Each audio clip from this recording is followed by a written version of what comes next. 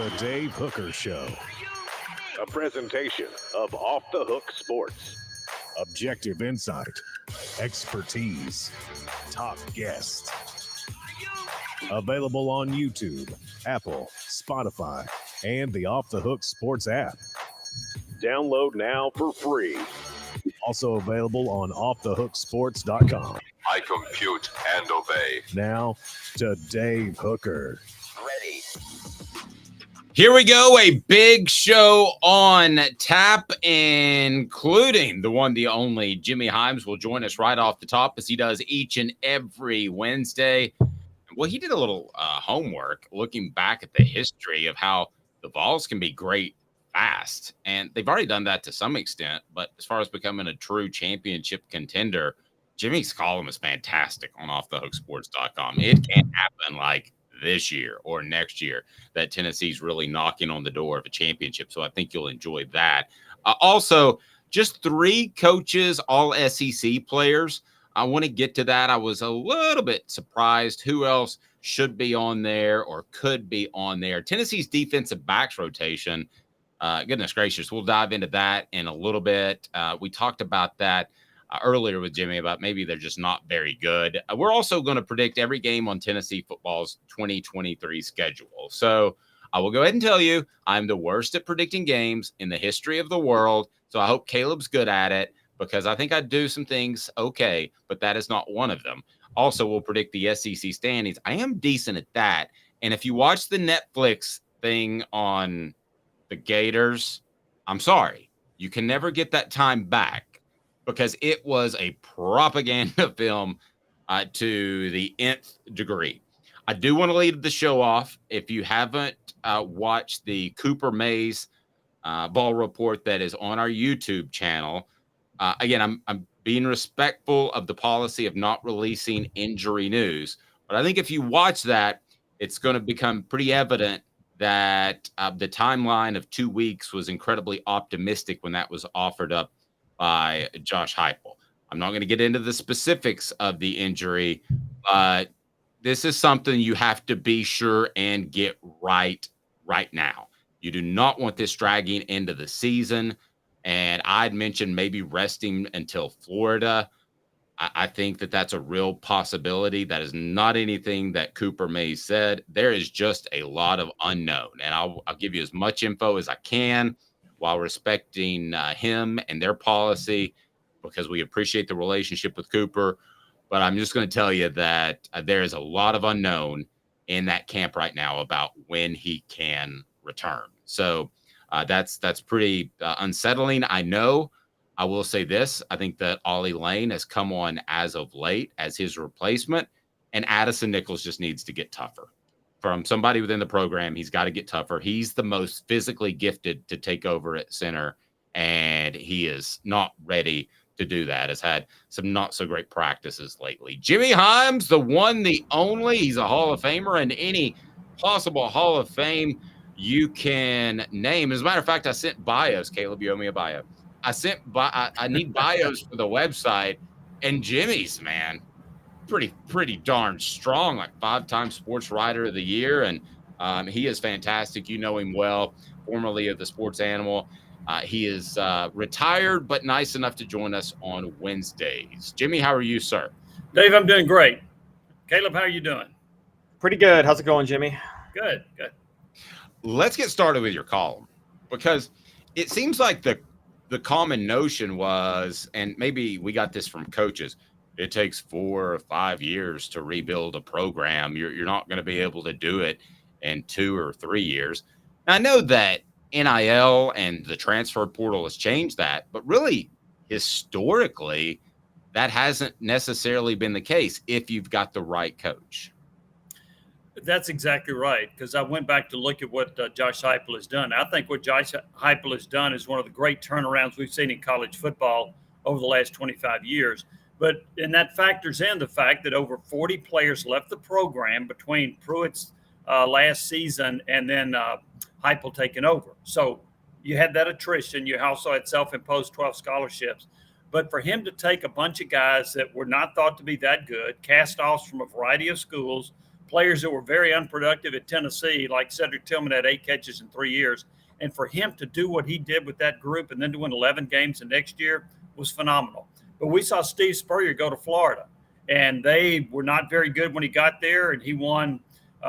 He actually had the best record in the SEC his first year there, and then I think he won like 19 games his first 2 seasons. We've seen a lot of coaches. Nick Saban did it 2 places. He did it at LSU, which was horrible when he got there, and he won the SEC in year 2, and then he did it when he got to Alabama. So we have seen a lot of turnarounds. Even Terry Bowden took over an Auburn program. They had consecutive 5-win seasons, and Bowden's first year he goes 11-0, and they're on NCAA probation. So we've seen quick turnarounds, but I think what Heupel has done under the circumstances would match just about any turnaround we've seen over the last 25 or 30 years. Jimmy, I'm with you on that. I've actually been a very big proponent of you pretty much know whether or not a coach is going to work out by year 2. If everything I've seen of any successful coach, they've had one successful year by year 2. Where I want to ask a little bit of concern is that I have seen the other way happen though, where coaches make a big splash their first year and then never replicate it. The 2 that come to mind are Kevin Sumlin in 2012, coming in going 11-2, Heisman winner, and Johnny Manziel. And then Gus Malzahn in 2013. He took over a 3-win Auburn team and won the SEC the next year with Nick Marshall. How can we be sure that Josh Heupel is not in danger of going down the route of Malzahn or Sumlin as opposed to Spurrier? I'd even throw in Gene Chizik. It might have been year 2, but he won a national championship, and then he got fired not long after that. So here's the big difference. Josh Heupel's smarter than any of those 3 we've talked about. He just is. He is smarter than they are. He's got an offense that works. It worked at when he was at previous stops. It worked at Missouri. He got there at Missouri. They had an awful offense, one of the worst in the SEC, and then they were among the SEC leaders the next 2 years. It worked at Central Florida. It's worked at Tennessee. People doubted whether or not his system would take fire here, and he did it with a Virginia Tech cast-off at quarterback. He did it with a lot of people that were not that highly rated. I mentioned Cedric Tillman had 8 catches in 3 years. He turns into an all-SEC player. I think his offense is really good, and I think that he is smart enough to where you might say, well, defenses eventually will catch up to that offense. I think Heupel's smart enough to stay a step ahead of that. Now, and also in mentioning those, you mentioned Kevin Sumlin. He had a Heisman Trophy winning quarterback. Gene Chizik had a Heisman Trophy winning quarterback. So they certainly had an advantage with great play from that quarterback position, at least in 2 of those examples. Jimmy, the thing that I look at as far as building a championship program, I'm talking about knocking on the door of, the top 4 or 5 programs in the nation each and every year. I would have said, just actually before the past couple of weeks, I would have said I still want to see more in recruiting. I would argue that Jordan Ross, an edge rusher that everybody wanted, a 5-star guy, is a sign that the recruiting could get really, really good. Because with Mike Matthews, he's a receiver. Why wouldn't he want to play at Tennessee? And also the fact that they got Bennett Warren, a 4-star offensive lineman out of Texas. When I look at the recruiting end of it, I tend to do that. Those are big guy gets, the type of gets that Kirby Smart, when he went to Georgia, said you got to get those guys, and Tennessee's getting them. Yeah, they are. And here's my theory on that. I may have shared this with you before, but I think Heupel can take average to above average talent on offense, and he's gonna score points. Defensively, you got to have studs. You got to have really good players on defense. In particular, when you put your defense in harm's way, like Tennessee's system does. So he has gone out and recruited some really good defensive players. He brought in some in this class. It includes Herring, it includes Carter. There's several others that they brought in, some really good edge rushers. And so going forward in 2024, he's got some really good defensive players coming in. I think that is the winning edge. It's going to put him in position to, I don't know about win the SEC, but at least contend and perhaps be in an SEC championship game. And as we know, getting in an SEC championship game now will be harder than ever, because you're going to take the 2 best teams. It's not winning the East or West division. They're doing away with that. You got to be one of the 2 best teams in the league to get in the SEC championship. And every year it seems like Georgia and Alabama is going to have something to say about that. But getting back to your question about recruiting, if you go out and get enough studs on defense, which I think they're doing, then I think that puts him in position to be a consistent top 10 program.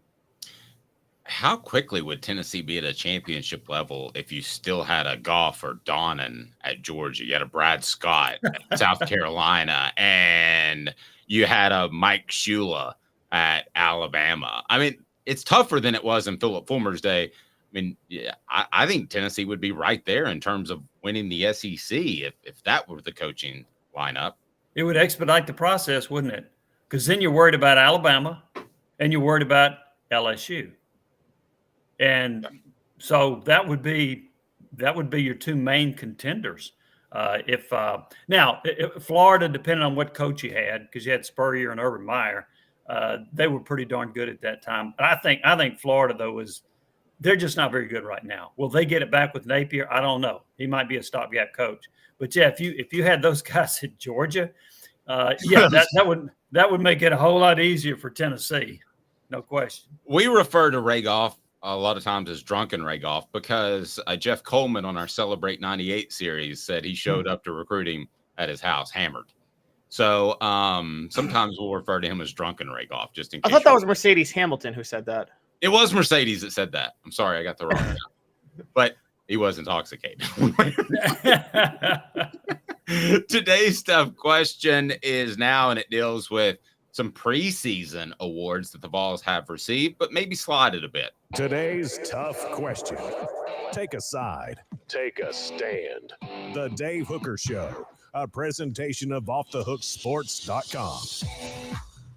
All right, so 3 players were named on the coach's All-SEC team. Brew McCoy on the second team, Javonte Spraggins and Cooper Mays on the third team. All 3 were on the media's All-SEC, along with Joe Milton, the third. Who else should be on there? And this is brought to you by Zen Sports, the new sports book in Tennessee, revolutionizing the way you earn sports betting rewards. That means no more deposit bonuses that turn into deposit nightmares. On Zen Sports, what you see is what you get. And with their cash rewards program, you get a lot of cash. For a welcome bonus, earn an unlimited 5% cash back on your betting volume for your first 15 days when you sign up with promo code HOOKED, HOOKED. Got to be all caps. I figured that out yesterday. That's right. Unlimited 5% cash back. Keep betting, keep earning with up to 3% cash back on your betting volume every month after that, and refer friends to earn a percentage of their betting volume as cash rewards too. Zen Sports bringing the cash back to Tennessee. So if you bet big on sports, you want to be betting on Zen Sports. Zen Sports betting just got better. So what player would be next in line to get on one of these lists, Jimmy? If you had to pick just one, then we'll dive a little bit deeper into some more.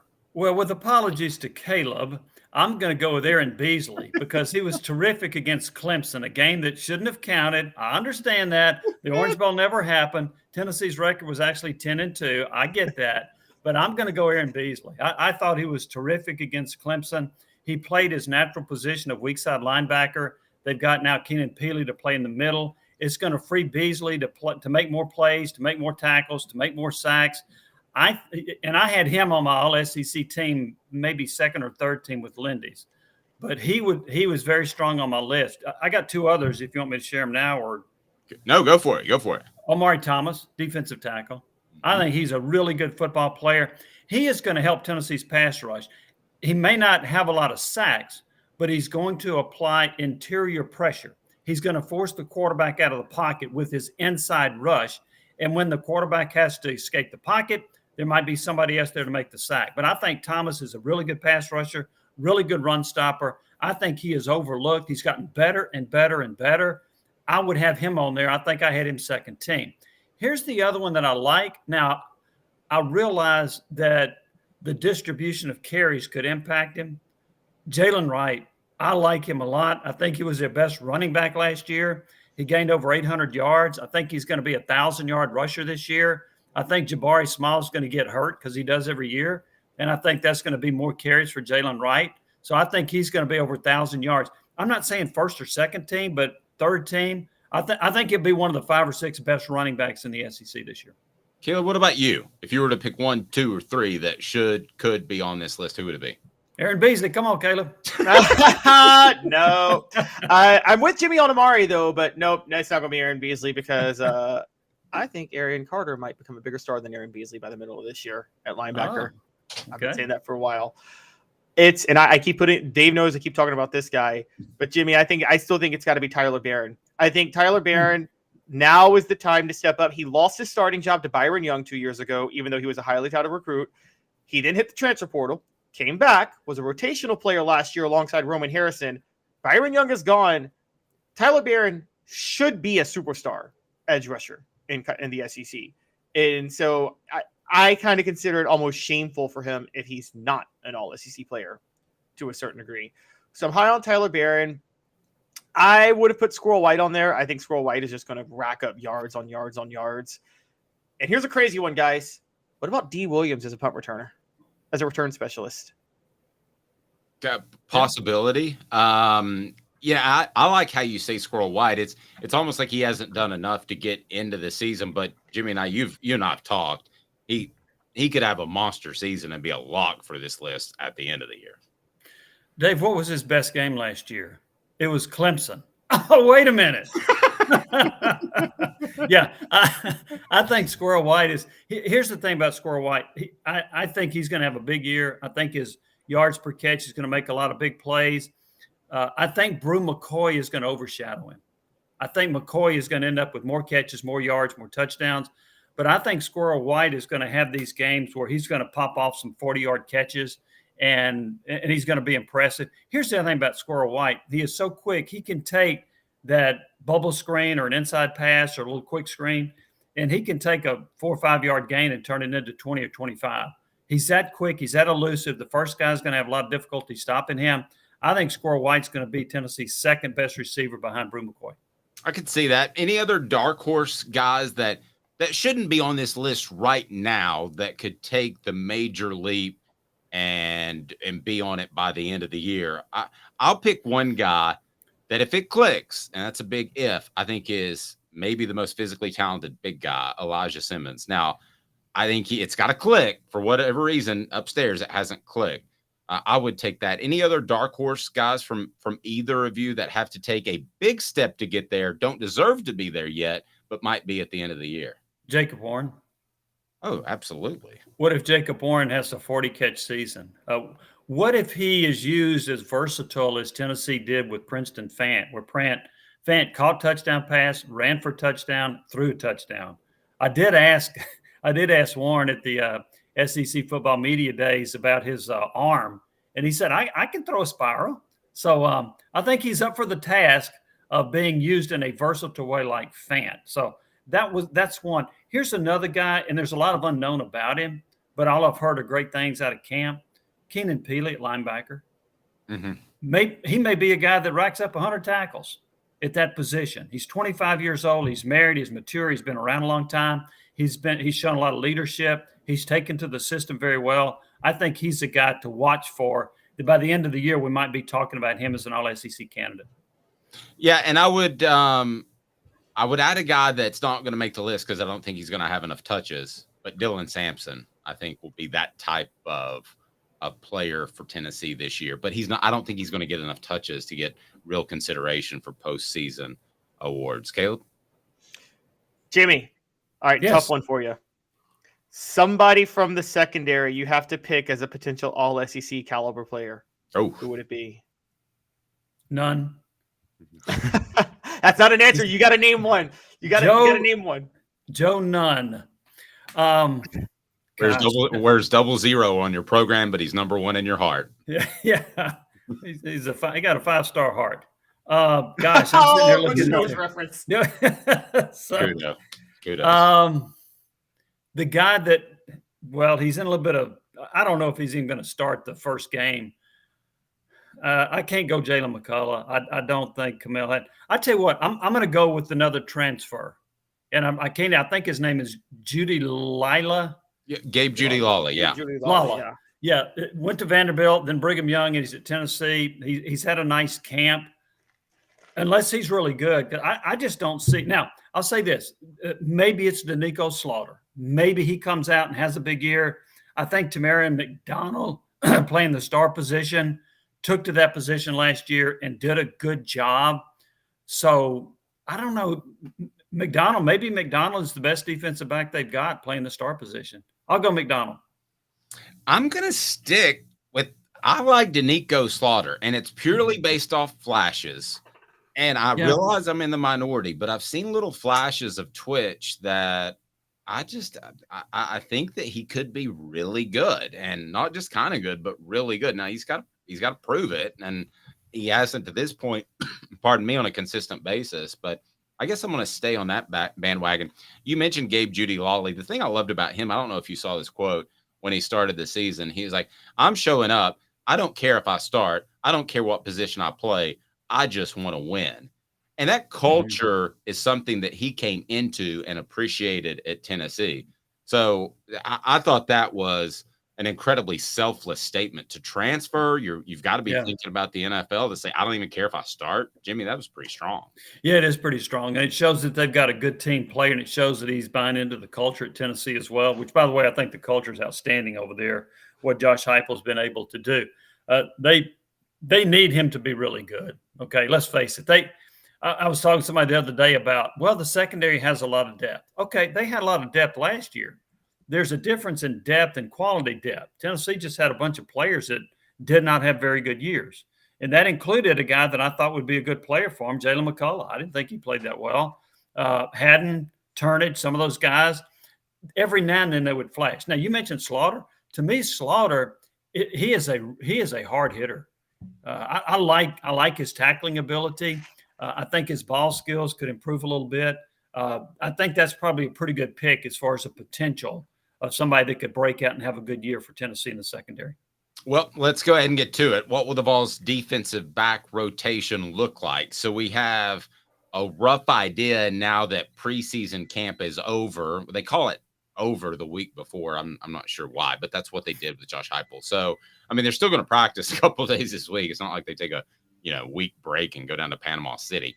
But how do you think the defensive back rotation will look right now when they run out on the field in Nashville against Virginia? McDonald will be at the star position. I think Judy Lawley will be at one of the cornerback positions. I'm going to go Haddon at the other cornerback, although I'm a little bit concerned about that. Jalen McCullough at safety if he's there.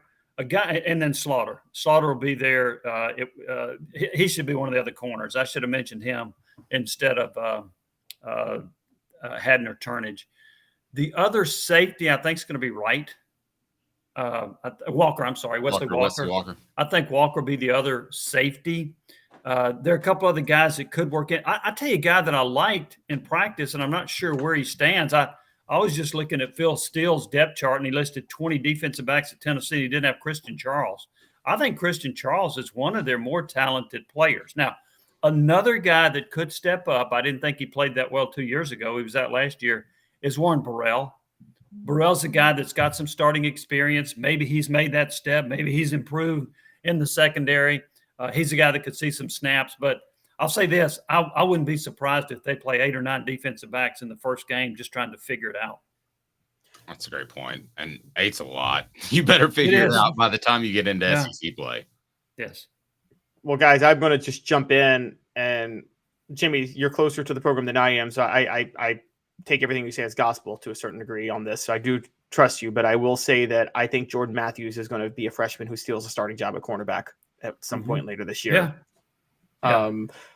I wanted to ask you, do you think one of the problems with Burrell or with some of these other cornerbacks, the reason they look so good, they're not good, but the reason they looked better in 2021 than 2022 was because there was no number one cornerback to guard the number one receiver. So they were all rotating guarding the number 2 receiver in 2021. And with Alontae Taylor gone, there was just nobody to replace a lot that could actually handle high caliber receivers. Do you think that's kind of the big problem with Tennessee at cornerback right now? Yeah, I do. I think Taylor really helped them in that regard. I think that's a good point. And I'll say this, I wonder about their confidence level a little bit. I wonder about those guys. I think when you get burned enough times that you start to wonder whether you can guard anybody. So I don't know.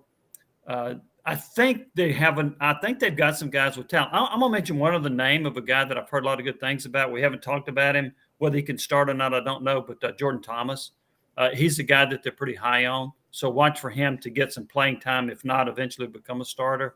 The Matthews pick is I think he's the best freshman that they brought in, so he might end up winning a job. Some of these guys in the secondary have scars, and sometimes they've had difficulty overcoming those scars. The scars are still there. Matthews doesn't. So maybe he comes in a little more fresh and maybe has a more confident mindset. But I think that they don't have a number one cornerback that can go down there and shut anybody down. And I think that's been a problem. And here's the thing, too. When I watched them play zone defense, I thought they were horrible. But they're not really good in man either. So I don't know what they're going to do back there. I think it's going to be a challenge for Willie Martinez. That's really interesting. You say scars. So players that have not literal scars, but players that have had bad things happen to them in the past. And I do wonder about the mindset.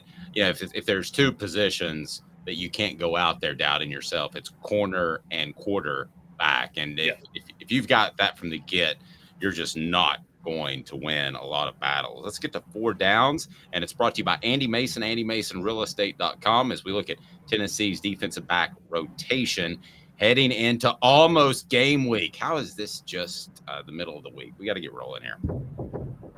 4 downs, 4 questions, 4 answers.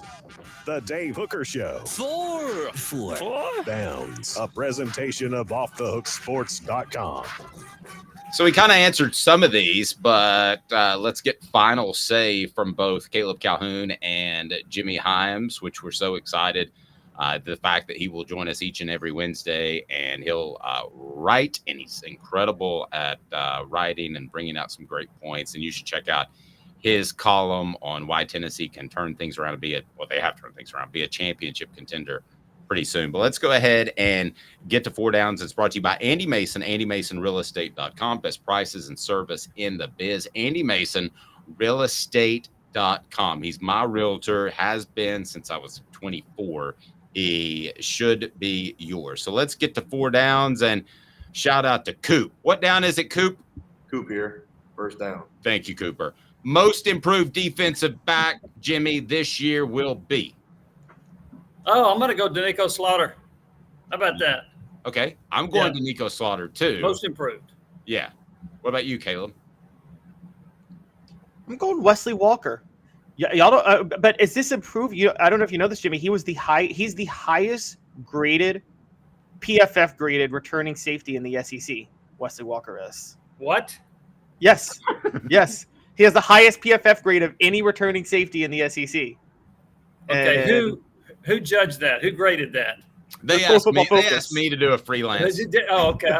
It was Pro Football Focus, and basically what they brought up was we underrated it because Trey Flowers played so banged up towards the end of last year. We know his situation. They used Wesley Walker a lot more, and he apparently got much more productive down the stretch of last season, and none of us noticed it.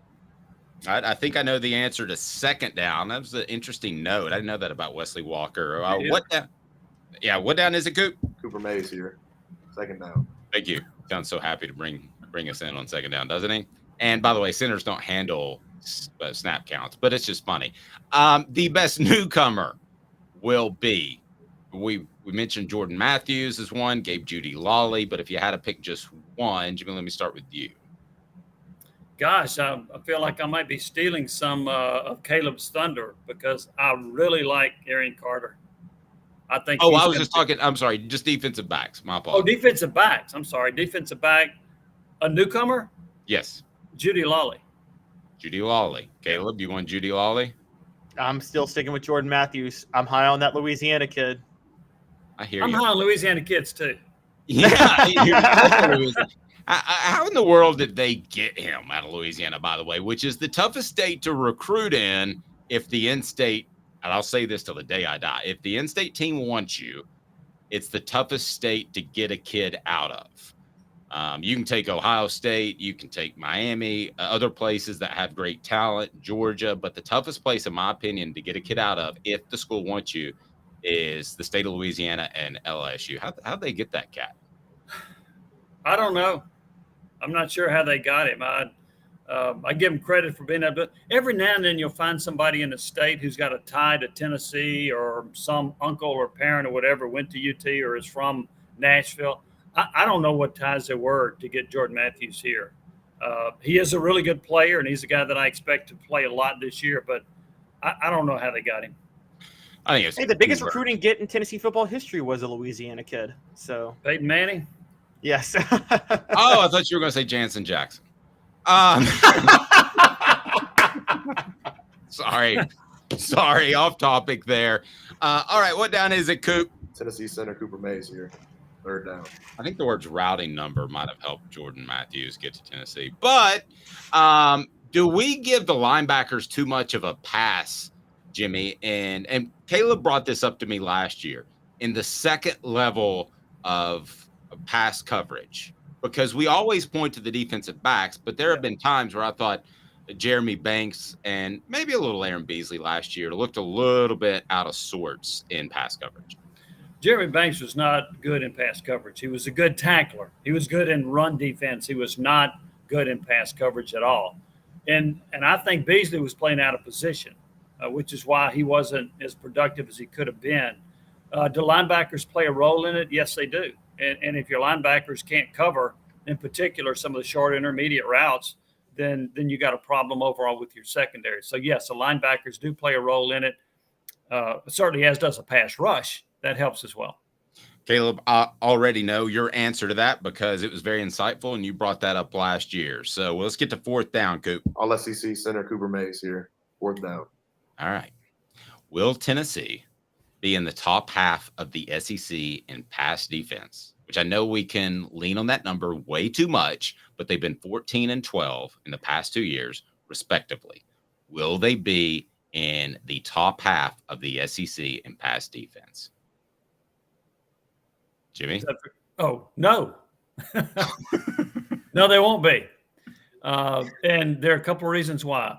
Tennessee is one of the best in the nation in scoring points in the first quarter. Typically, they get a lead, and that forces you to throw the football, and that allows teams to rack up more yards passing. A lot of it is garbage yards in the second half, but that's one factor. Here's the other factor, too. Tennessee, well, I'm not going to get into the defensive backs need improvement, no question about that. But here's the other factor. Tennessee last year, in many respects, sold out to stop the run. We are not going to let you run the football, and they put their defensive backs on an island quite a bit because they wanted to shut down the run. They were in the top 5 in the SEC in run defense last year, may have been top 3. It's the best run defense they've had in a long time. So they sell out to stop the run. They usually get a lead. Other opponents are going to throw the football a lot. Tennessee will not be in the top half in pass defense. Caleb, if they're 8, is that good? Which wouldn't be top half. Everything Jimmy Hyams said is right, and it's what I said, and I think that it's why I said the defense was underrated last year, not the pass defense. But this defense could have Deion Grant, Dwayne Goodrich, our boy Fred White. We love him. Our guy Fred, our man Fred, we love him a lot. But they could have that 1998 defense, and the pass defense would not be top half in the SEC in this scheme and in this system. And the reason is it's very much like Jimmy said, with you get a lead in the first quarter, so there's a lot of garbage time. On top of that, there's a lot of possessions. You know, teams playing Tennessee are going to have, what would you say, maybe 4 more offensive possessions than they typically have in a game because Tennessee scores so fast and so quickly that I think they're just playing a lot more on the field. And as a matter of fact, I said this, again, they were in the bottom half in scoring defense and total defense last year. They were number 14 in points given up per play, though. They're very, very underrated overall. So, yeah, I think they'll be in the bottom half. I don't think it matters, though. Even if they were elite, they'd be in the bottom half. Well, here's the thing about last year's defense, in my opinion. So they had 13 games. They were bad in 3 games on defense. Only 3, in my opinion. Bad. They won 2 of them. They beat Alabama, and they beat Florida. They gave up 586 yards, and Anthony Richardson had a career game, and they beat Florida and Alabama. The other games, they were either average to pretty good. Now, you say, well, Georgia scored 27 points. Okay, I get that, and they took their foot off the pedal. And I understand that. But that I can't call that a bad game. So to me, they only had 3 bad games. If they can limit it to 3 bad games this year, they'll be fine. Jimmy, I know you got a grandson in the house today. Yes. Go enjoy him and your family. And I love the fact that, yes, you're retired, but maybe semi-retired because we get to work with you. So thanks again. We will talk to you next week, and we look forward to whatever else you put on offthehooksports.com because it's always thought-provoking and great stuff. Thank you so much for being a part of what we do. Dave, I appreciate it. Caleb, I appreciate it. You guys have a great day. Gosh, I love that guy, Jimmy Hyams. Man, he is the absolute best. We're going to predict where Tennessee finishes in the SEC up next, and I might surprise you just a little bit. 2 minutes off the hook sports. Caleb Calhoun and me, Dave Hooker.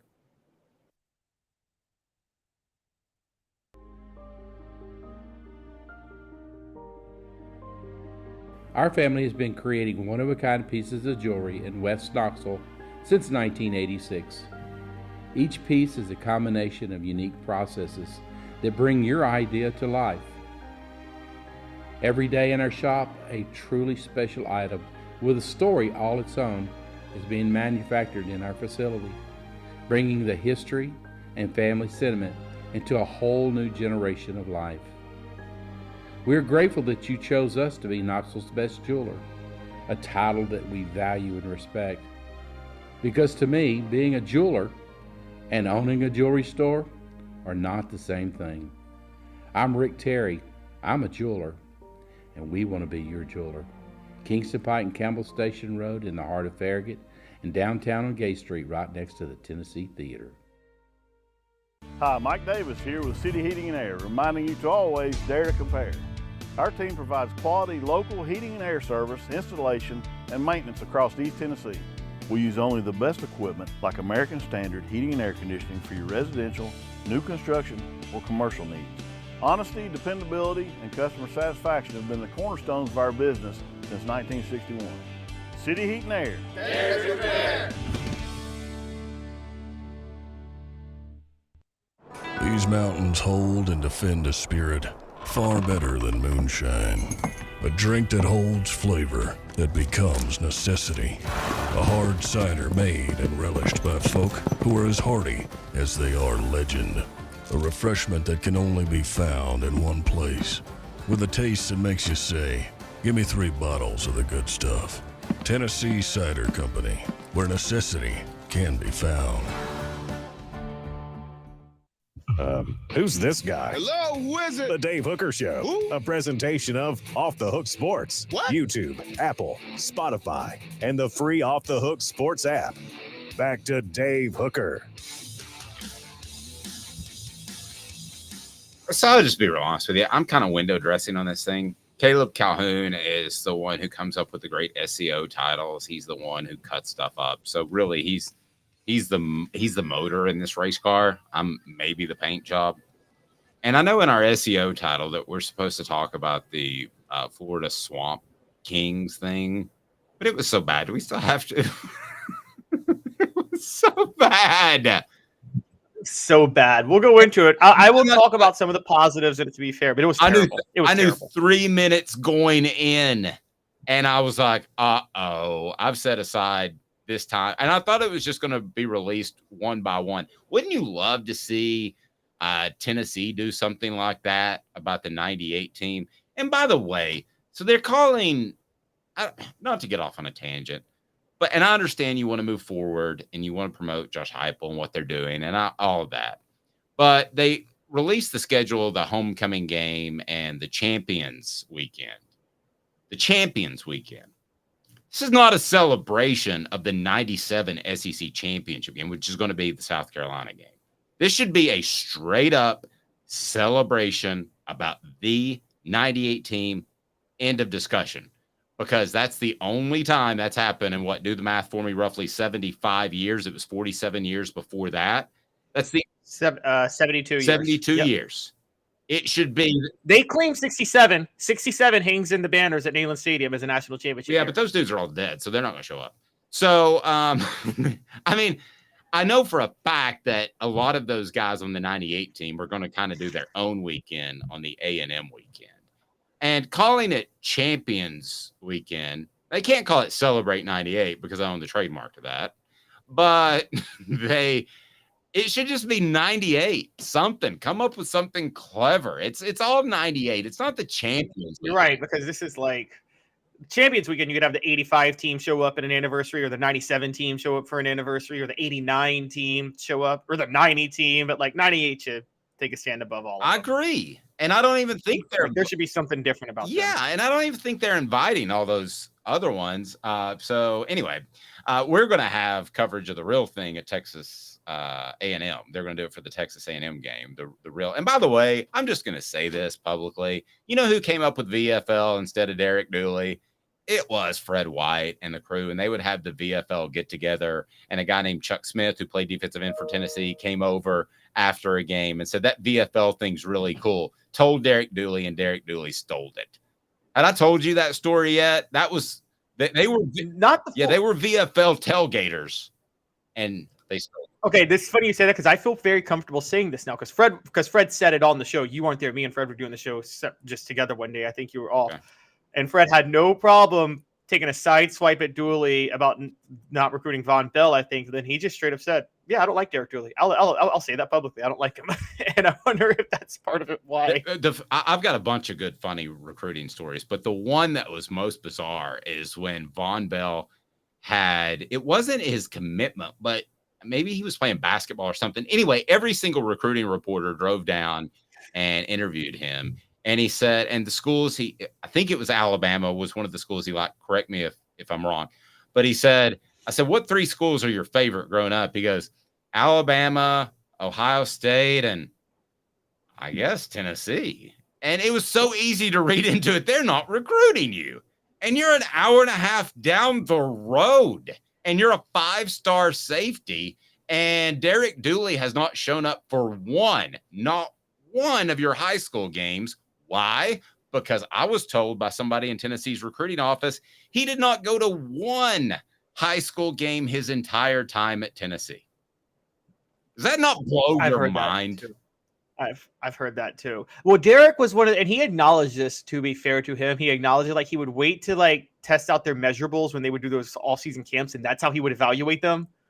But I'm with you. It's like, no, you still need to show up to the high school game just to be able to recruit them well. Now I'm wondering, now you could tell me, did he ever really have a chance with Jalen Ramsey? I don't know if he ever had a shot with Jalen Ramsey. No, Jalen, to his credit, and Jalen, I think, has some character flaws, but Jalen realized that he was kind of a doofus pretty early. And yeah, I don't think he ever had a shot at Jalen Ramsey. By the way, I discovered Jalen Ramsey. I was the first guy to ever interview him. Because his coach said, he said, you need to talk to this guy. And I was like, I'm here to interview Max Staver, who was like a 6'6", 260-pound quarterback who signed with Florida and never played, because literally Caleb and I have better quickness and better feet than that guy did. No exaggeration. When he dropped back, he stopped. By the way, before we get to our predictions, are the days of Peyton Manning and guys like Dan Marino, are they over? Do you have to be mobile now, both in the college and NFL level? Or if Peyton Manning shows up right now, does he still have elite success? I think he still is fine. Tom Brady was still good the last 2 or 3 years he played. Tom Brady, Matthew Stafford won a Super Bowl 2 years ago. Here's why I think coaches are going more the mobile route. When you have a mobile quarterback, if you're a coach, that allows you more freedom to call plays yourself. However, I think that in terms of so I think quarterbacks now, yes, they're more mobile, but I think they know a lot less about the nuances of throwing from the pocket. So it's a lot easier to evaluate. I don't think the pro style offense is as complex as it was 20 years ago. And now maybe you could. No, I agree with that. But let me ask you this. It's definitely changed. I think you would agree with this. It's changed from, I don't really want a running quarterback 20 years ago. You didn't. To you better be able to move on a significant level. And Peyton really couldn't. And neither could Dan Marino. Yeah, I still think that could work. The thing that worked for Peyton, or definitely Marino actually pioneered this, but definitely Peyton and Montana actually even had this too, was the release. You just have to think quickly. If you get Peyton Manning, everybody talked about his great offensive line. I don't think he had that great of a line for his career. I actually think that Peyton he was so quick thinking after he snapped it that he got rid of the ball within 2 seconds. and it didn't really matter. And so I think that's where you could get still a drop back passer. That's why I think Graham Mertz is going to be a disaster at Florida. I don't think he's not a Peyton Manning get rid of the ball in 2 seconds type of guy. I remember, to give you an example, I'll just a quick story. Do you remember that 2011 LSU Alabama game in the national title when Alabama just blew them out after LSU had won in the regular season? It's the biggest defense I'll ever give of Les Miles. LSU fans are trying to blame him for not putting Jared Lee in the game and sticking with Jordan Jefferson. Now, Dave, you saw that Alabama defense and you saw Jared Lee play. There is absolutely no way Jared Lee would have done any better against that Alabama defense than Jordan Jefferson because Jared Lee had no mobility. And I will never forget an LSU fan I know coming to me and said, yeah, but there are drop back passers that don't need mobility. Look at Peyton Manning. I'm like, yeah, Jared Lee is going to think as quick as Peyton Manning on his feet. I mean, let me throw this at you. Peyton Manning would find a way to win, but guys like Bryce Young, maybe even Jalen Hurts, guys with mobility, might go above him in the draft. Yeah, right. He would find a way to win, right? If the draft, again, were held this year, Ryan Leaf would go ahead of Peyton Manning. No questions asked. But he was kind of a statue guy, too. I'm talking about the really mobile.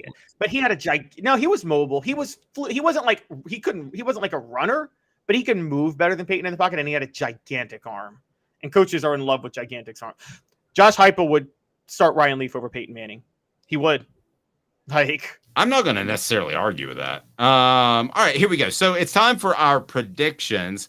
So we put our predictions on offthehooksports.com. We're going to tell you exactly what Tennessee is going to do this year. So you don't even need to watch the season, but you just need to be a part of Off the Hook Sports. And we're live every weekday at 10 a.m. So it's that simple. So how do we want to break this down as far as our predictions? And it'll be Hank Kingsley if I agree with you.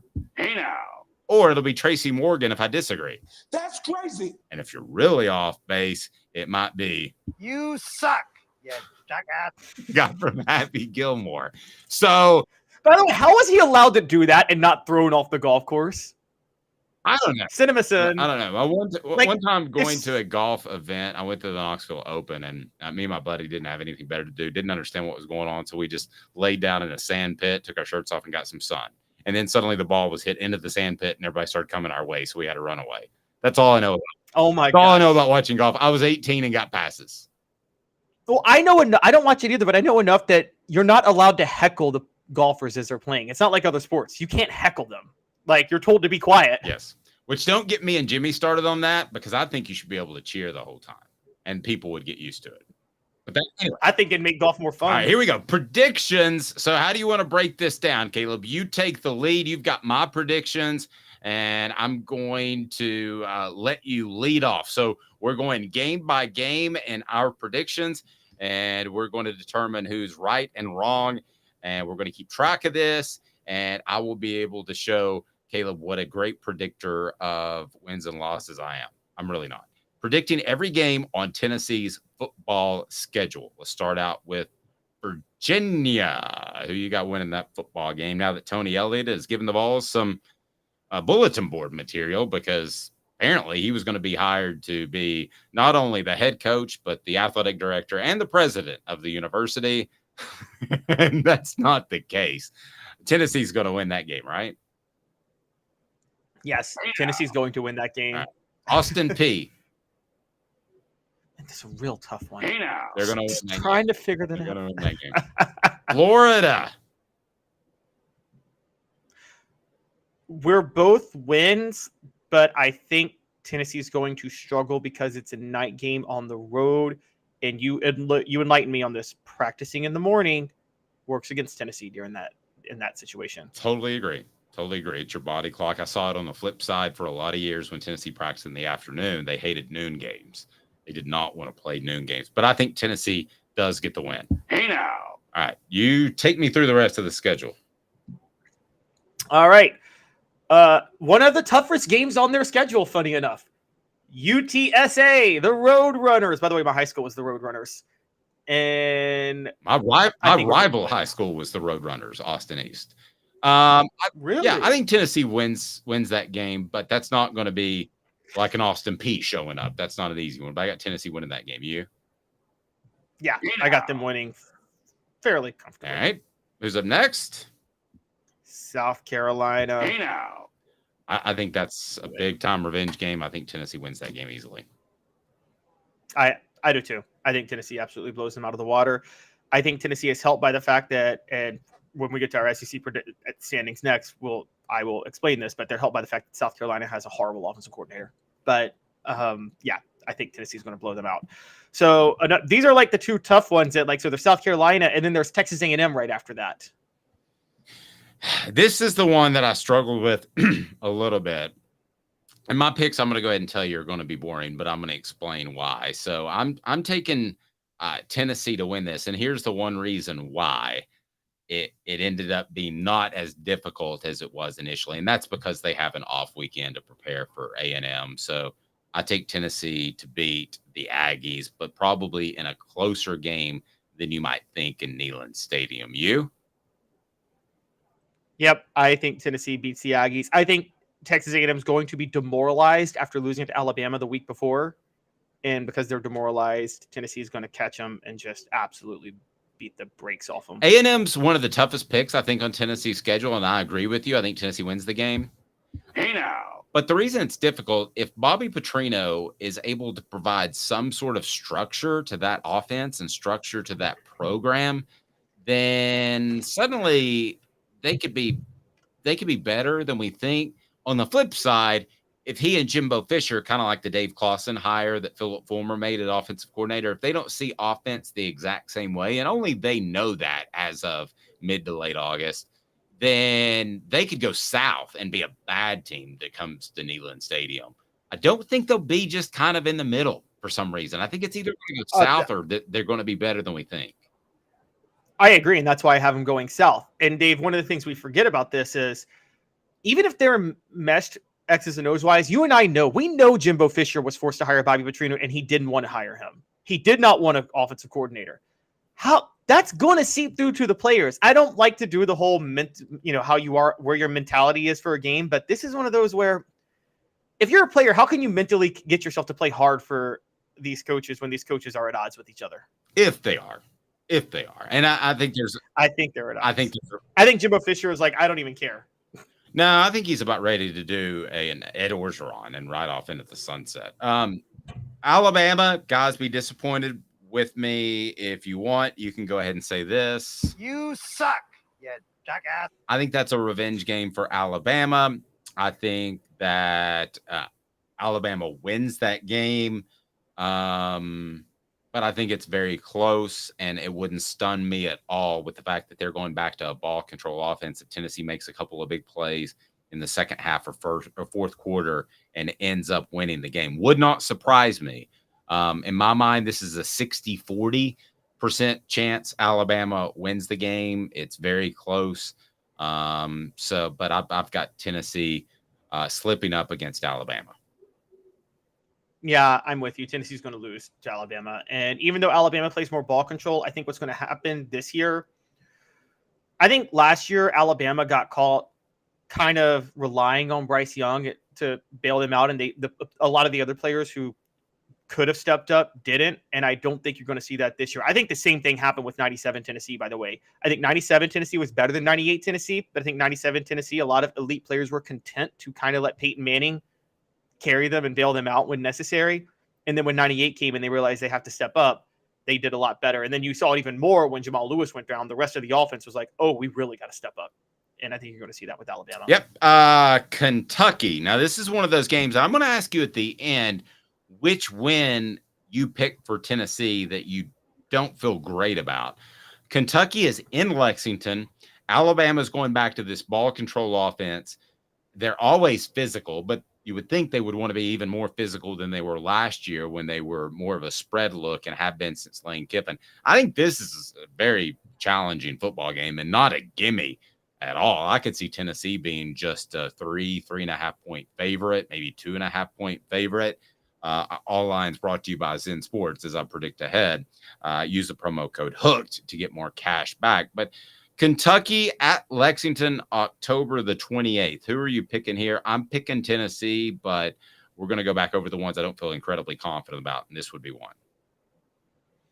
Yeah, I'm picking Tennessee, and I'm right where you are. Kentucky, not only is the game in Lexington, Kentucky's coming off a bye that week, and Tennessee might be coming off a hangover at Alabama. We don't know. I think what's going to help is there was a lot of talk last year about it. And look, I thought Tennessee was in danger of struggling with Kentucky last year. I think what they did that was smart was that's when they brought up the black uniforms and did the whole house. They found ways to keep the players motivated because Georgia was the next week. And I actually thought Tennessee was in danger of looking ahead of Kentucky to Georgia. They found little gimmicks to keep them motivated and focused for the Kentucky game. Being at Kentucky this year, I think the flow of the season up to that point will have the players conditioned to take Kentucky seriously because I think Kentucky is going to be good, really good leading up to that point. I think Tennessee will have refocused, having lost to Alabama, realizing they still have a lot to play for. They don't have to look ahead to anything because of the next game that we're going to get to. So I think because of that, they beat Kentucky. Yep. UConn next game win. Agreed. Hey now. Win. Yep. Yep. Missouri, that's in Columbia. You know what I think about Missouri, and Missouri fans now know what I think about Missouri. So maybe as much with my heart as my head, I just don't like that program. I got Tennessee winning. Hey now. I got Josh Heupel winning. Josh Heupel's never going to let anybody ever overlook Missouri. He wanted that Missouri job badly in 2020, and they gave it to Eli Drinkwitz. And so, yeah, Josh Heupel is not going to let him. But at Missouri with Georgia a week later, Missouri was very dangerous last year, and they have everybody back. To quote Lee Corso, closer than the experts think. Okay, now what about Georgia? Is that closer the following week than what the experts think? I've got Tennessee losing that game, but I haven't seen Carson Beck in action, so I'm not down on Tennessee in that game. I just would have to pick Georgia at this point based off what they've done, but my prediction could change by the end of September. Tennessee's going to win that game. Whoa, look at him. Look at him. Hey now. Tennessee is beating Georgia. And I will tell you guys why right now. I'm your Huckleberry. All right, why? Why? Tell me. Georgia, we saw this last year, was the most go through the motions undefeated team I have ever seen play football. I mean, it was one of those where it didn't seem like they wanted to play every week. To quote a former president, I think they're getting sick of winning, which happens to some teams sometimes. And they're going to get sick of winning throughout this season because they're going to beat everybody on their schedule in September and October because they'll fall out of bed and beat every team by 20 points. November's going to come. They got Ole Miss the week before Tennessee. I think if Tennessee doesn't beat them, Ole Miss could.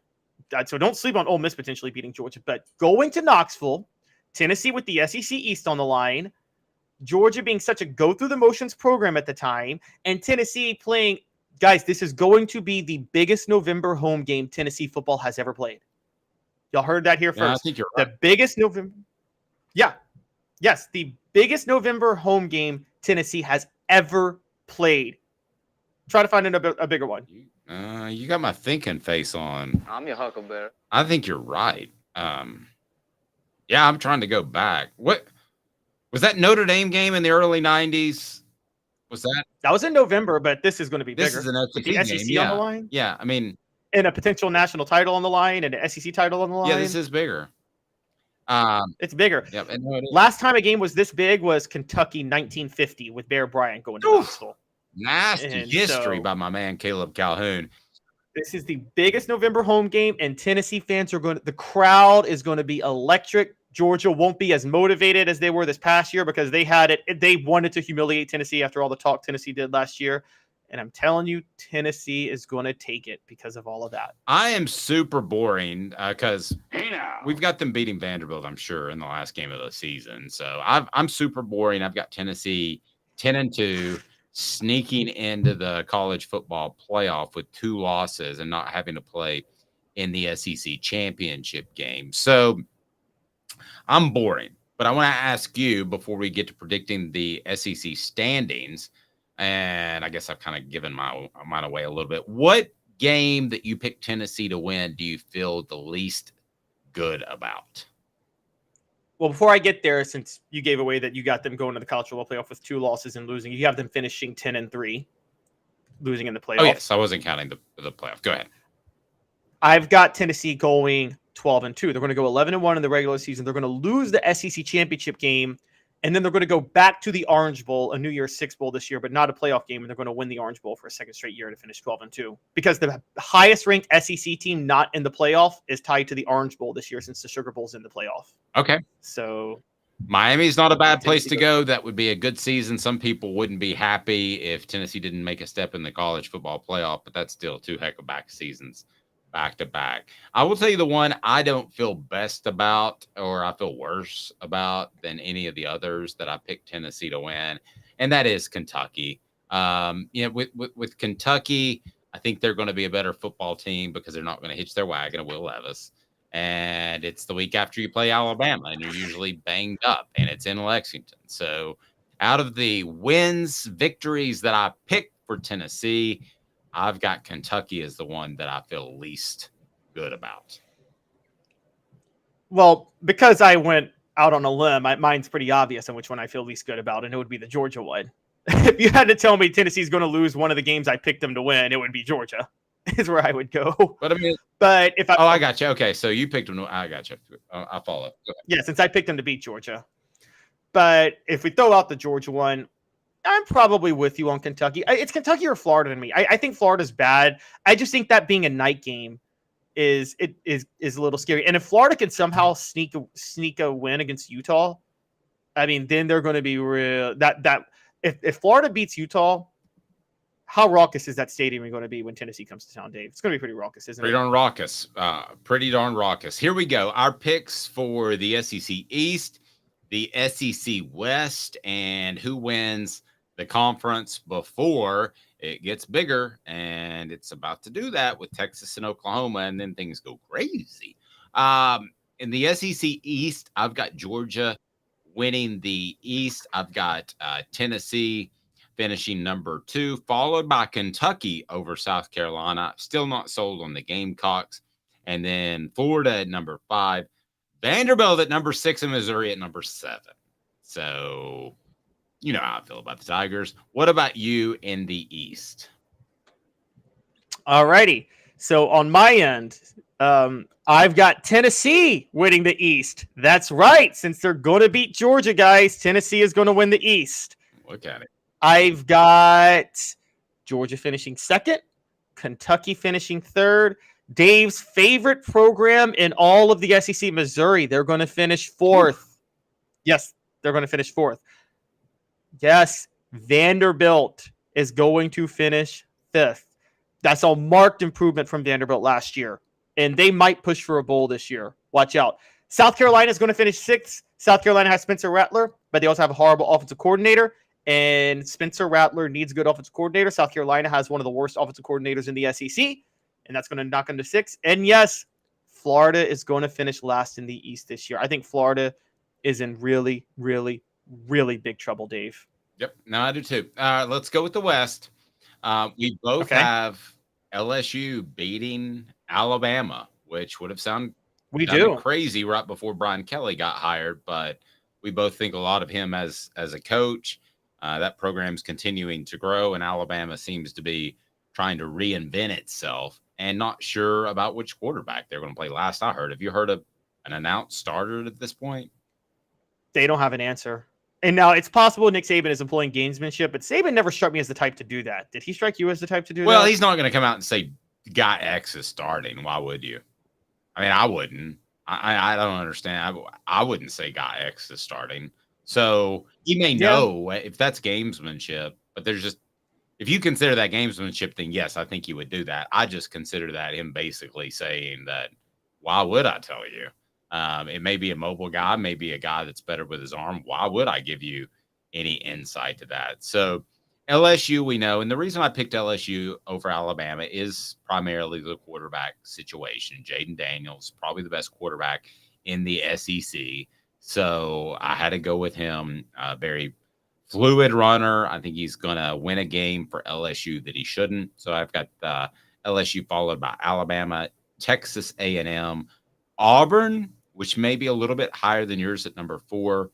Ole Miss, I I built a relationship with Lane Kiffin, so I hope I'm wrong, but I've got just a weird feeling that the wheels are going to start to come off there because he has tried so hard to get more NIL money to compete with other SEC schools, and it's not there. I think at some point he gets disgruntled. I think at some point you've got the boosters there are going to get disgruntled that he keeps asking for more money, and he even tweeted something to that effect recently about how important NIL is, and the money's just not there at Ole Miss. So I wouldn't be surprised if this is the year the wheels start to come off for Lane Kiffin and Ole Miss. I hope not. But he'll be fine. I saw his tweet on National Girlfriend Day, and he seems to be doing well. And I think she's old enough to buy alcohol.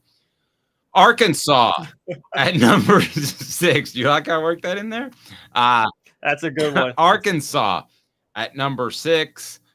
I love Sam Pittman, don't we all? He's kind of like the Santa Claus of the SEC. But at the end of the day, what they do ain't terribly complicated. They're not going to be able to score points with a lot of teams in the SEC that run spread type stuff. So I got Arkansas at number 6 and Mississippi State at number 7. How do you? Are we exactly the same? And we did this. No, we're different. Okay, so you're looking at mine. Scroll down so we can see yours. And if you're watching on the audio channels, we've got it pulled up. Be sure and get on YouTube and hit the subscribe and like button. Guess who we get to visit with tonight, by the way, in the Celebrate 98? David Leverton, who will talk about his greatest play ever was tackling Peter Warwick in the Fiesta Bowl. It wasn't a punt, wasn't downing somebody inside the 1. It was tackling Peter Warwick when he was going to score in the Fiesta Bowl. So your SEC West looks like what?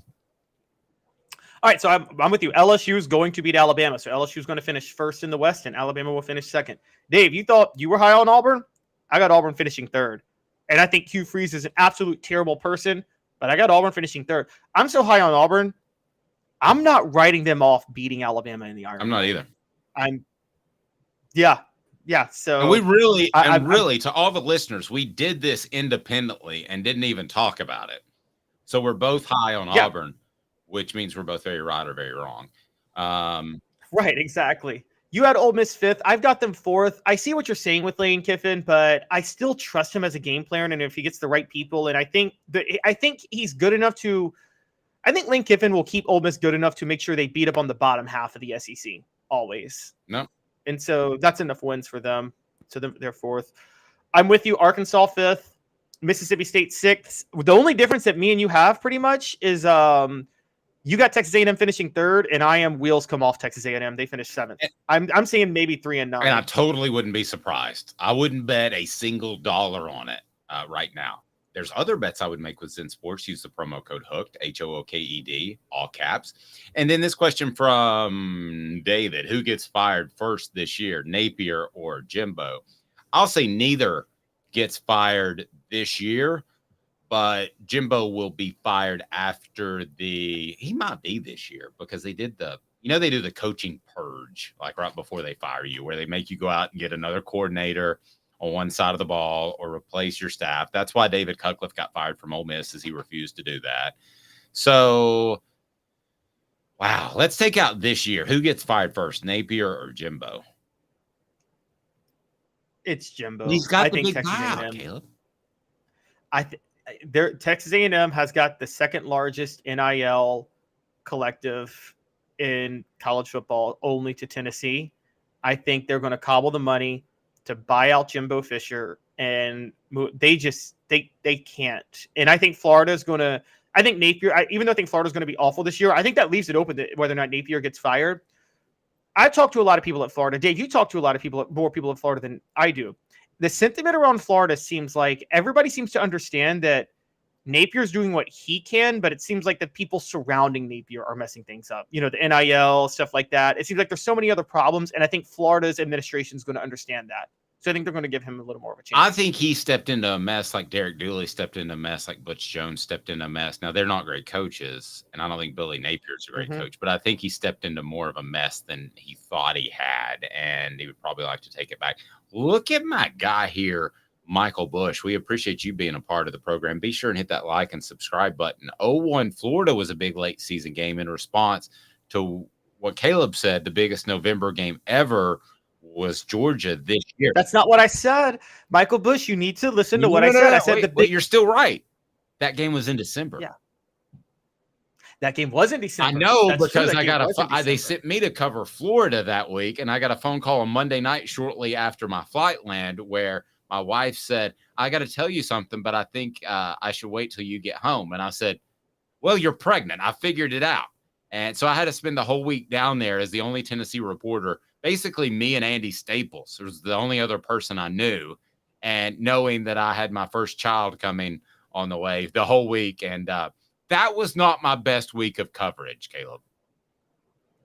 That's totally I was understandable. a little distracted, happy, sad. And look at this.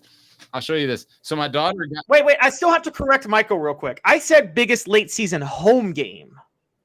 I didn't say biggest late season game because the SEC championship part's a big late season game. You could change it to biggest November game ever.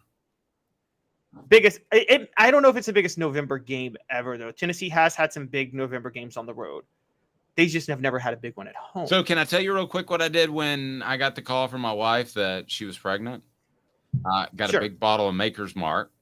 And coincidentally, for Father's Day, my daughter, who hates Kid Rock, wanted to make a statement by getting me a Kid Rock album. So I'm holding it up now because I keep it close to me. I went and bought this album, sat in the rental car, drank Maker's Mark, scared to death out of my mind, and jammed Kid Rock in the parking lot of the hotel. That's what I did. That's actually kind of hilarious. That's hilarious. I was scared to death. All right. The Kid Rock, the guy who said, I'm going to shoot Bud Light and then is now drinking Bud Light everywhere, just doesn't want to get caught doing it. Yeah, pretty much. And by the way, I talked to somebody who went to a show of his, and they had Trump start off with a little pep talk to get the crowd rallied. And no matter how you feel about Trump, this is pretty corny. He said, "Let's make America rock again." Wow. Cheesy. 90 seconds why Netflix is suddenly a PR agency for the University of Florida with Caleb Calhoun. I'm Dave Hooker. Candace, I was really heavy into the drug culture. I was selling drugs. I was just constantly in pain. I was missing like a good support system in my life. Candace has given me everything that I need in order to successfully have a wonderful recovery, in order to have a life that I didn't even know was possible. And it's not just about me anymore, and I love that. I absolutely love it. You can take your life back. Call Cadis today. With all that sun, sand, and salt water, the beach is a very relaxing place. Unless you wear contacts. Ow! Open your eyes to the best the beach has to offer with LASIK vision correction from Campbell Cunningham Laser Center. Sports Treasures in North Knoxville is one of the South's largest sports cards and memorabilia dealers, featuring over 10 million sports cards from vintage to modern. Sports Treasures carries a full line of hobby boxes, singles, autographed memorabilia, Tennessee Vol collectibles, fan cave decorations, and so much more. See a museum full of collectibles at Sports Treasures, 4819 North Broadway in Fountain City, and Sports Treasures on Facebook. Sports Treasures, where the real sports fan goes to shop. What the? What was he thinking? Release the hounds. The Dave Hooker Show. Keep cool. A presentation of offthehooksports.com. Caleb and I were kind of excited about that Swamp Kings thing on Netflix. And that was just awful. And the first word out of Urban Meyer's mouth was what? Can you tell me what it is again? I want to say integrity.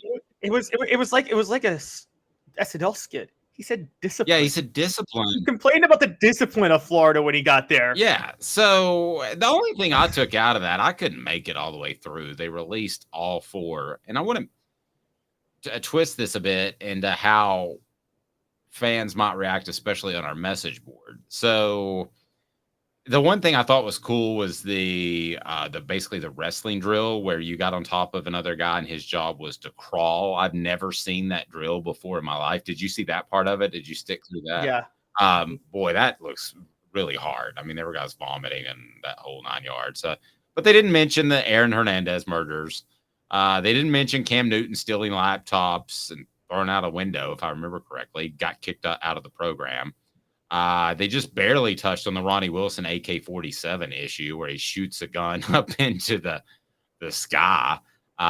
Chris Rainey, no mention of him texting his girlfriend time to die. Heavily features Brandon Spikes with no mention of his attempt to gouge a player's eyes out. Doesn't even question the phoniness behind the Urban Meyer stress narrative, which that was.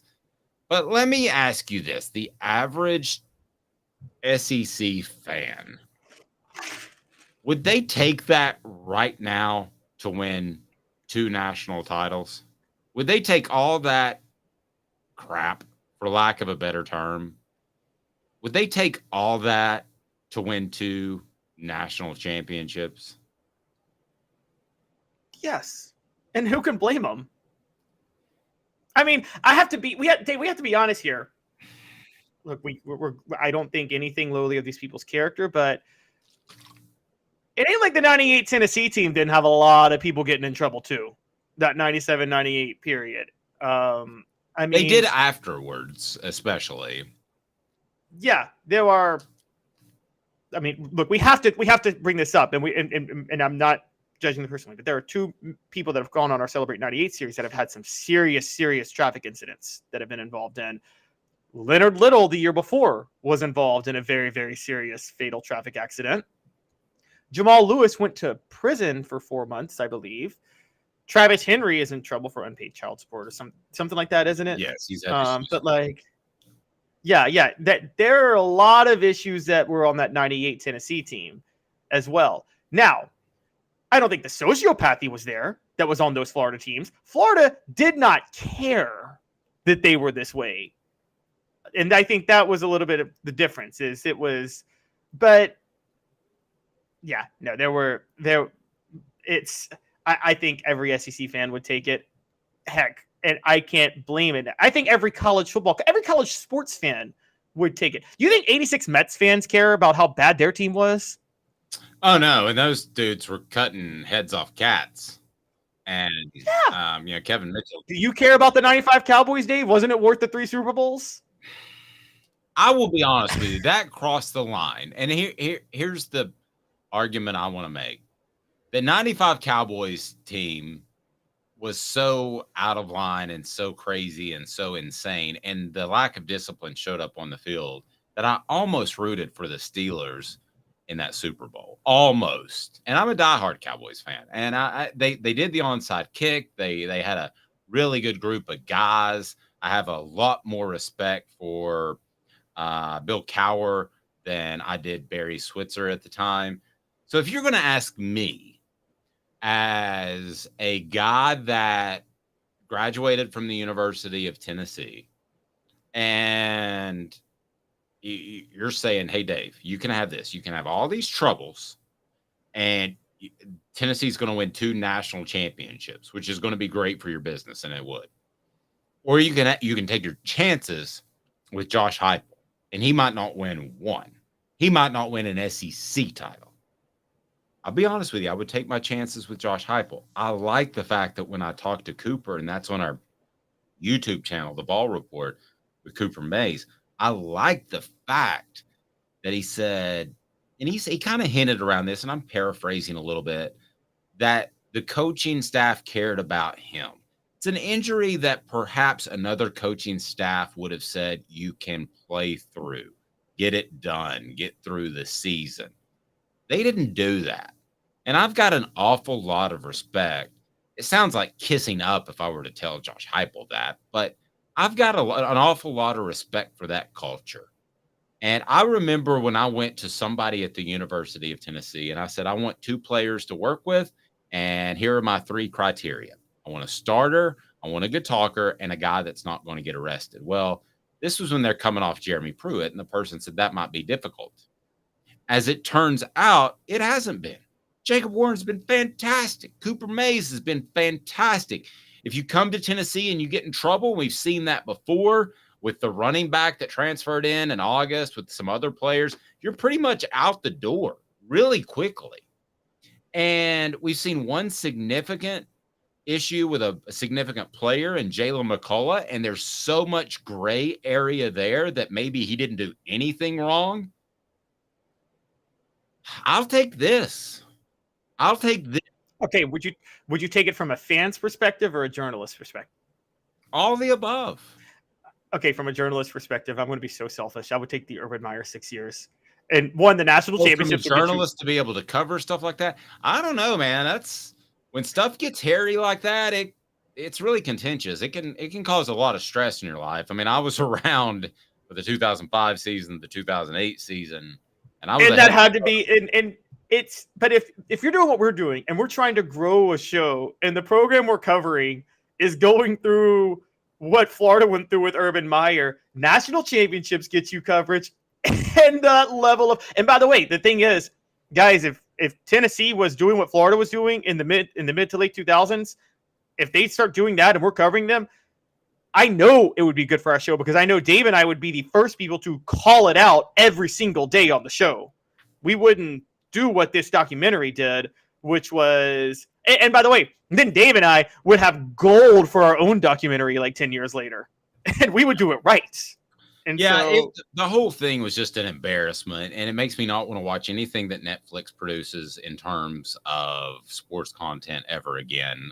And I don't know if they know that. They're probably tone deaf to that, but I would highly suggest watching Winning Time, that we all know is loosely based on facts about the Lakers, or go watch the Bill Walton documentary, which was phenomenal. And we forget about that. I'm older than you, but even my age and your age, you forget about how great Bill Walton was in college, one of the top 5 players of all time, and would have been one of the top 50 players easy in the NBA if he didn't get hurt. Go watch that. Don't watch Swamp Things or whatever. Rank propaganda for Urban Meyer. That's Amen. What this was. And he's sitting there, and the off-putting thing is he's sitting there in shorts, and I knew from the get that this was going to be a puff piece. He's sitting there in shorts like you walked off the golf course. He okayed the interview. When I even just saw him being interviewed, I was like, this is going to be a puff piece. And this would have been like one of the best 30 for 30s I ever watched, was the one on the SMU scandal in the 80s, the Pony Excess. Could you imagine if they did a documentary on those SMU programs and didn't mention that they got the death penalty or that they didn't pay players or get in trouble for it? That was this Florida documentary. Yeah, this was about the greatness of that team. This was not about the faults of that team. Let me ask you this. Who's the worst head coach in the history, or since you've been covering the SEC? Is it Urban Meyer easy? Who's even second? Worst person to be a head coach? Yes. He's in the SEC right now, and he's Hugh Freeze. Like, Hugh Freeze is a horrible, horrible human being. You take Urban Meyer over Hugh Freeze, right? No, because of what I've told you that Hugh Freeze has been accused of doing at Briarcrest. I've never heard of Urban Meyer doing anything inappropriate with somebody underage. I'm just going to leave it at that. And that's true. But he fostered, in some ways, Aaron Hernandez's malfeasances that led to. That's true. And let's not forget, there was also this coach at Penn State who might be the worst and biggest fraud in the history of college football coaches, who knew there was a pedophile on his campus and just did not care. And at the same time, would chant victory with honor after every win. Gotta love that one. It's elite company, Urban. So I will say this to be fair, there are a couple of interesting things. If you guys want to watch it, if you guys want to torture yourself, the most interesting parts of it, and I told Dave this off camera, it does bring up Tim Tebow and how close he was to committing to Alabama.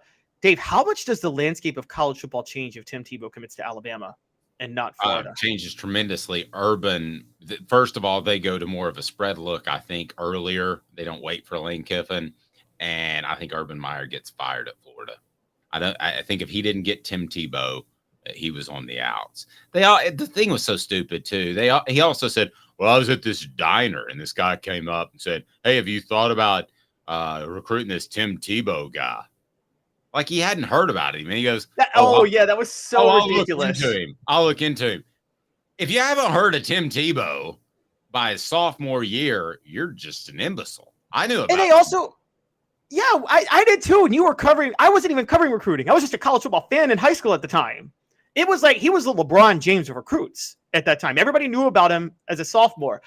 I think what drove me crazy too was they kept doing this thing like trying to explain the pressure narrative and just like, how Florida, like how something's unique about Florida where you have to win. And even my wife who watched it with me looked at me. She's like, isn't it this way at all college football programs? I'm like, yes. The elite ones, the top 25. Yeah. Yeah. 8 or 9 wins ain't enough. Exactly. And they made up this narrative that Urban Meyer was having this panic attack after going 9-3 his first year. No, he wasn't. I remember that. Everybody thought Florida was headed in the right direction after Urban Meyer's first year. No one holds it against you for 3 losses your first year at a school. Nobody. Yeah. He's a special piece of work. I still think he wants the Texas job. Oh, he does. Don't be surprised if he's back in the SEC again, which is great content, great drama. I'll take it. And then a scandal will happen and he'll fake another health issue. And I'm sorry, I firmly believe he faked it. I think it was self-induced, fake or not. Those esophageal spasms. I've had them, and I think anxiety attacks are real. So I don't want to throw him under the bus, but I think he was ready to get out. He couldn't handle the pressure. He saw the Nick Saban guy, and that the second SEC championship game they played when he got his rear handed to him. Oh, and you guys will laugh too with that because Dave, you might be you might have already fallen asleep by this point, but they bring up the 2009 SEC title game where Alabama beat Florida, and they tried to say it was because of all the stress they were under that year that they just laid an egg and they were actually the better team. No, they weren't. Alabama was the better team. Alabama had more talent, and anybody with eyes could see that.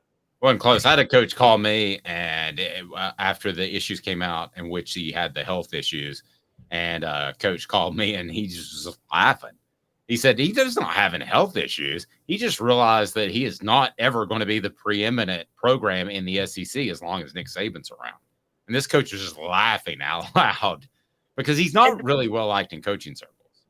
Oh, yeah. And to bring it back to Tennessee, that was very obvious. I was watching Tennessee that year. You were covering them with Lane Kiffin. How many times did Lane Kiffin make it very clear that Alabama was his standard, not Florida? Alabama was who he wanted to model after. He constantly praised Nick Saban and constantly shaded Urban Meyer. And I think that's because Lane Kiffin knew what was about to happen to Urban Meyer and Nick Saban. Yep, good point. He's Caleb Calhoun. I'm Dave Hooker. Please hit the like, subscribe, and share button. We want to be a part of what you do. Get those notifications on. David Leverton will join us for the latest in the Celebrate 98 series. And if you haven't been on offthehooksports.com for the written word, you're missing out. He's Caleb Calhoun. I'm Dave Hooker. Again, I will remind you, every Tuesday, John Adams. Every Wednesday, Jimmy Hyams. Every Thursday, Josh Ward. Every Friday, Fred White. And a special guest maybe on a Monday, as we'll be able to look back at the game with a former Vol, but we'll get that nailed down before we announce that. He's Caleb Calhoun. I'm Dave Hooker. This has been a presentation of Off the